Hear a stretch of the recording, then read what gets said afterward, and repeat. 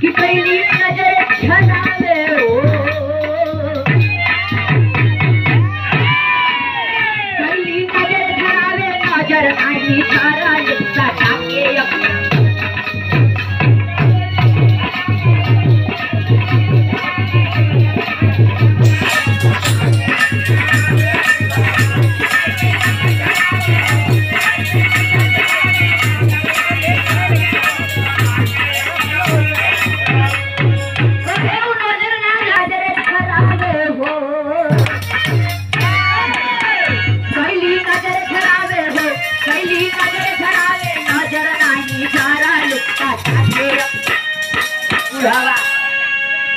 काय हो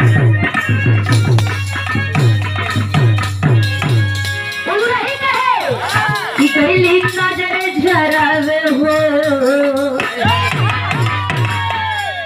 पहिली नजर झरावे हो, पहिली नजर झरावे नजर नाही झरावे